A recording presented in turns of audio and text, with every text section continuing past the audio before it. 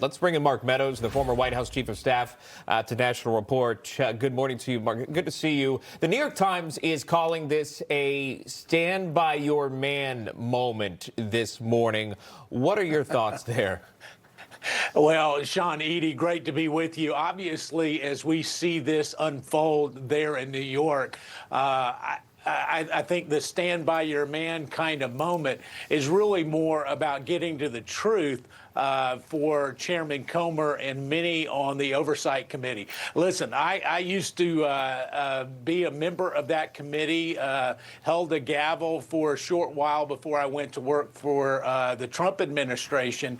I can tell you this, that the number of real dedicated workers on the Oversight Committee have been prepping for this. They're very, very learned and knowledgeable individuals. And so for your viewers, let me bring them inside what's going to happen in that deposition room.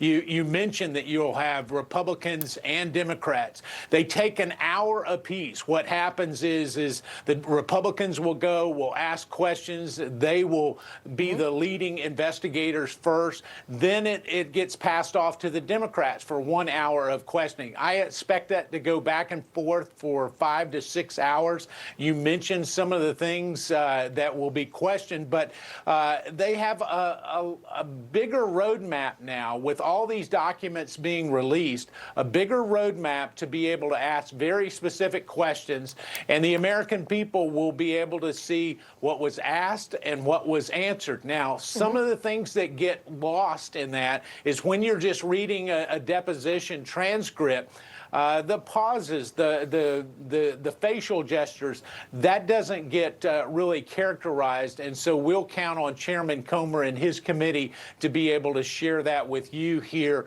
on National Report and others as the day unfolds. Yeah, Mark, let me lean into your expertise here, because as an outsider, I look at this and I think, how did this guy get so much access to all these important people all over the world and here in America? So I think that, Bill Clinton's questions will be very different, but Hillary Clinton, it seems like they'll want to understand, how do you curry this favor in the political elite circles? And is that something that's unique or unusual, or does that go on all the time? Well, listen, this particular individual and his access was really surprising, when you have his name come up. But you just need to follow the money. You mentioned already is the contributions to the Clinton Foundation.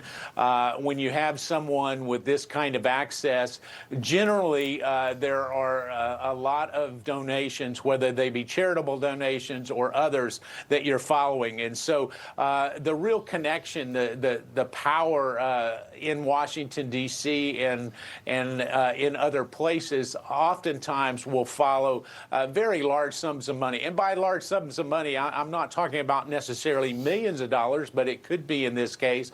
But when you're making 5 and 6 figure donations, you have the ability to have at least rub shoulders with others, and that's what they'll be looking at. Yeah, you become popular quickly. I'm Sean Kreisman. For stories and content just like this, check out National Report weekdays 9 to noon, only on Newsmax.